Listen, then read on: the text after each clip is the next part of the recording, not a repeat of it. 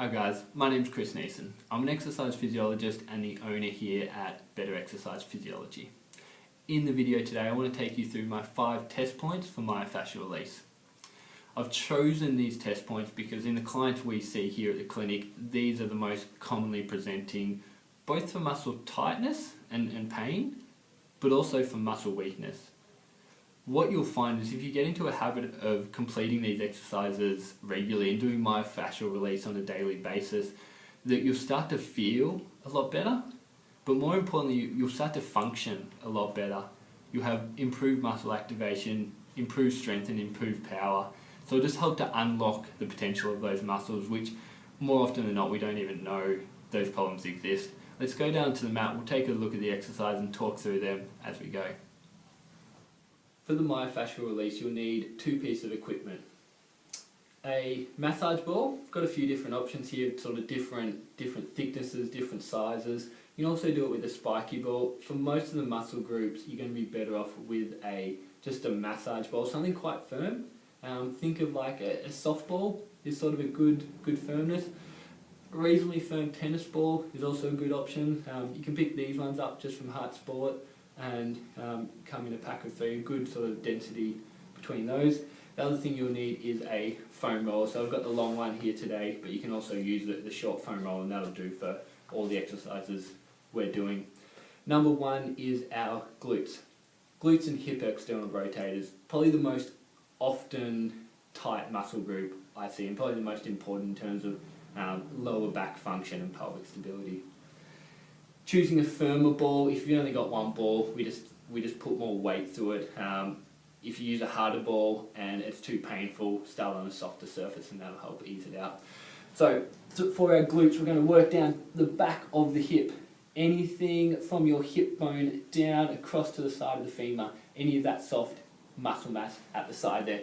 Putting the ball in place, leaning on the side, we can just have that bottom leg crossed, top leg is supporting, or we've got our arms supporting. Just going to roll around side to side, finding any tight spots in the muscle. If you do find a tight knot in the muscle, focus on that area, just do small movements side to side, let that release all the way around. You'll hit different hip external rotators. We've got quite a few in there. You'll also hit the glute max. If we come around to the side, we can also start to get into glute min and glute med. So lying on your side and just working through the top of the hip there. If you're finding any tight spots, and I'm pretty sure you will, spend 30 seconds to a minute on each one and then do the same on the other side. So that was our glutes. Number 2 is our ITB. This is where we need the foam roller for. Typically anything for the thighs, the front, the side, the inner part, the back, use a foam roller for. Those longer muscles benefit from the foam roller. For your ITB, we're going to be lying on your side with our bottom leg out straight. Top knee is bent, and again, our foot and hands are supporting us. For the ITB, we're going to run the whole way down from the side, the upper part of your femur, you've got a bony part at the hip there, all the way down to the knee.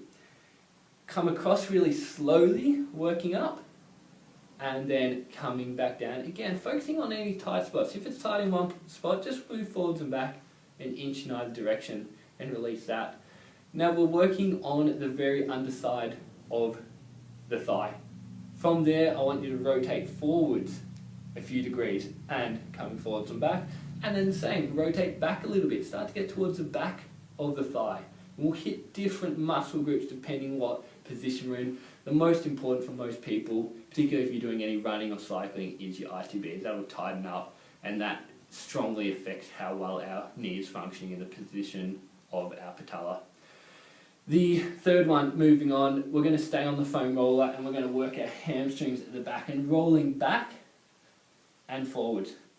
Going all the way back and all the way forward. If you feel like you've got a bit of pain there but it's not quite getting into it, if you've got really sort of strong, big muscles, use the massage ball again, but do it up on a chair. So if you're sitting up on a chair, we're doing the same thing, just rolling forwards and back on the surface of a hard chair. Make sure it's a hard one so that ball can really get into the muscles. Probably for this one, a spiky ball can be beneficial as well, or something a little bit larger like a softball to get into those muscles properly. So the next one is our upper traps, these neck muscles that often get really ropey and tight. They elevate the shoulder, they're really dominant, and they normally take over weak muscles at the back. So if we can release them, help them relax a little bit, it's going to feel a lot nicer, and they're also going to function a lot better. So we're taking our ball again, placing it at the back of the neckline there, just below the top of the shoulder. We're just leaning into the wall and rolling side to side, just a small movement side to side, working through different points and starting to work up towards the back of the neck as well. Those upper traps, they come from the shoulder here and they go all the way and attach up right at the top of the skull and then stand down through the back. Most important and the most tight part is up here, so working the entire way up and down. Then we've got one more, and that's for our pecs, the front of the chest. You've got your pec major and then your pec minor, which sits underneath. Both of these muscles, if tight, we're just going to roll the shoulder forwards and sit it in that forward position. Really bad for our posture, but really bad for our shoulder function as well. Our muscles and our shoulders are a lot stronger when it sits back. So to do the pecs, we're going to be facing in the wall. Find that spot at the front of the shoulder. We've got that soft spot, and it might be a little bit painful just finding those points. Once we've got that in position, on the edge of a door, just leaning in, and again, just working around. Should feel like a good massage, like enough pressure that it's a little bit painful, but you can feel the muscles releasing in there. Once you've done a minute or two on that one side, focusing on any spots that are tight, then we swing around, use the other edge of the corner for the other side of the shoulder, and do that one as well. It's going to make a big difference to your shoulder function and stability.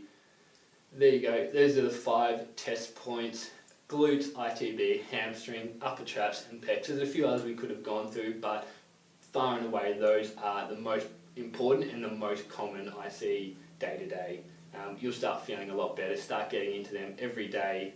If you've got sort of quite a bit of pain, do it morning and night, and you'll start to feel those muscles releasing really quick and feeling a lot better and functioning a lot better. Thanks a lot.